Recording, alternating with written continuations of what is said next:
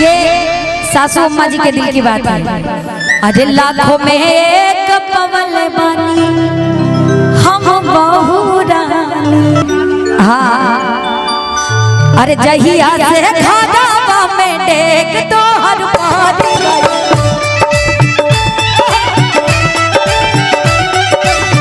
लागे ला चाँद हमरा आंगना उतारी गई।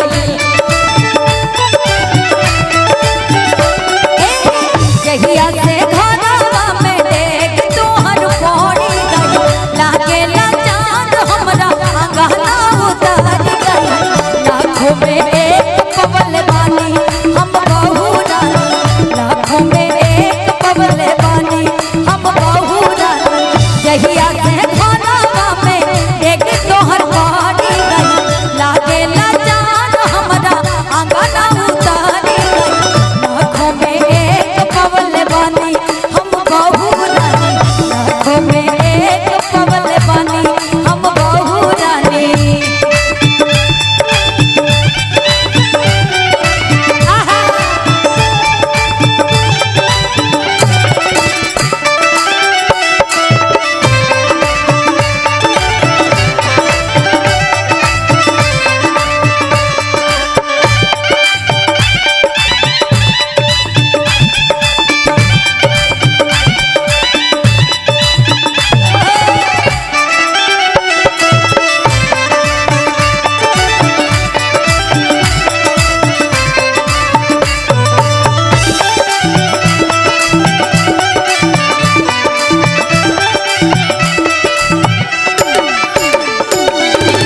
जहिया से अइलू घरवा अनधन से भर गई भैया के भाग जागल जिंदगी सवर गई।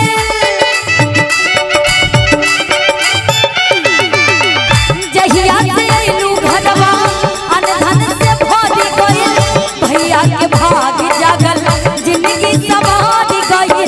भैया के भाग जागल जिंदगी सवर गई। बेटी बेटी घरवा में जाने कथी खोजे लागल देखी ना भैया जहाज लेखा उड़े लागल। बेटी बेटी घरवा में कवन चीज खोजे लागल देखी ना भैया जहाज लेखा उड़े लागल। भैया मतलब दूल्हे राजा देखत नहीं कभी हम आइल बानी बड़ा खर्चा के लिए बड़ा हमरा के बुलावे खातिर सच्चाई बा लेकिन अपना मेहरारू ले लेके चल गए। कम से कम मेरा गाना तो सुना देते है ना कि जाने कच्ची घरवा में अरे बेरी बेरी खोजे लगले देखी ना भैया जहाज लेखा उड़े लगले। लेकिन अरे भैयो पे जादू कैले बाड़ी बहू रानी। भैयो पे जादू कैले बाड़ी बहू रानी। लाखों में एक पवल बानी हम बहू रानी।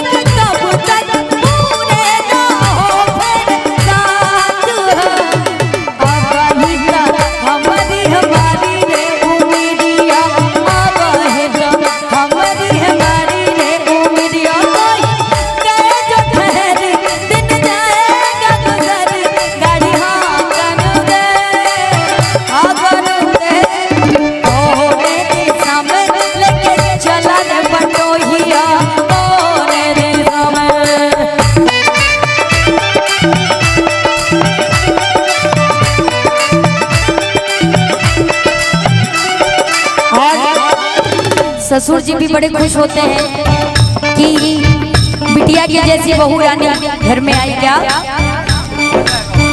जोड़ा तो हाथ नहीं थे गौवा जवान में घर भर के बांध के रखिया बिटिया हो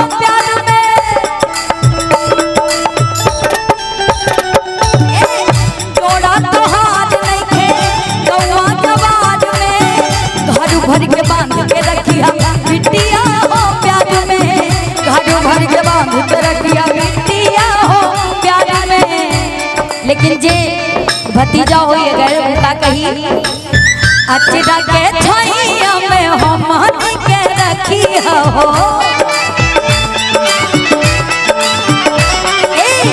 अपना से दूर कबो हमें नहीं करी हो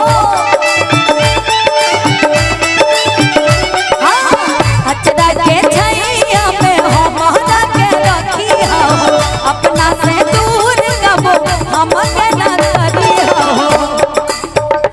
हमनी पर गौरा में हरवानी